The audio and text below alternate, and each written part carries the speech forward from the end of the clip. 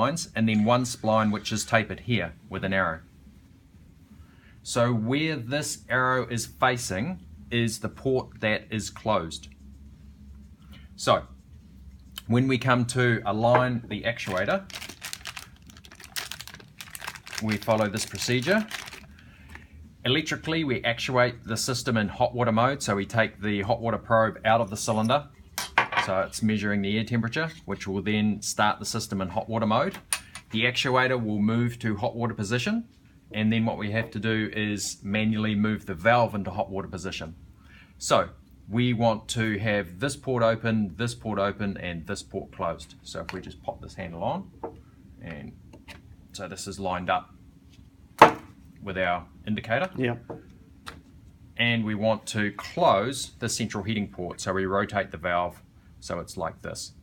And if we have a look inside, we see the port is closed, that port is open, that port is open. So when the valve is manually moved into this position, we're in hot water mode. Water's coming from the heat pump, going to the coil. And because electrically the system is in hot water mode, the actuator thinks the valve is looking at the cylinder.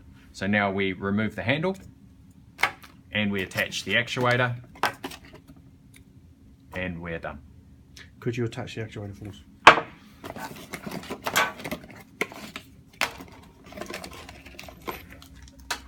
Okay, so when you come to attach the actuator, do not lose this piece because I don't have them as spares.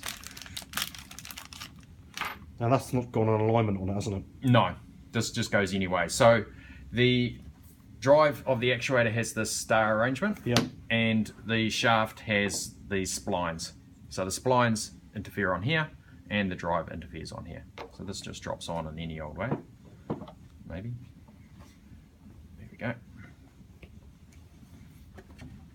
This will be in basically that position, hot water mode. It comes out.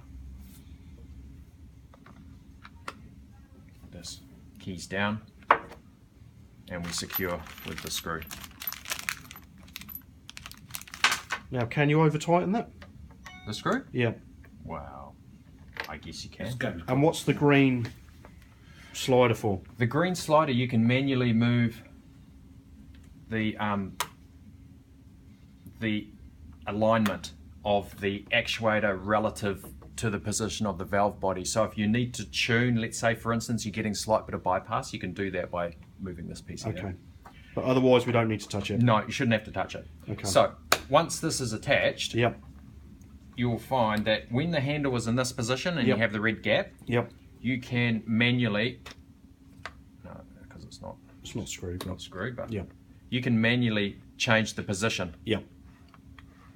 Okay. So when you find the position where the actuator thinks it is, the handle will go right down, and then when the actuator moves backwards and forwards, it'll move the valve body. So this is for manually testing. So when we walk out the door, we basically push it down, and then it's in auto mode. Yes. Magic. And then what I recommend is that you then put the probe back into the hot water cylinder. If the electric element's on, it comes up to temperature. Then start the central heating system by using central heating controls. Physically watch that the dial moves. Physically feel that it will go to the manifold, and you should be seeing flow rate in your manifold.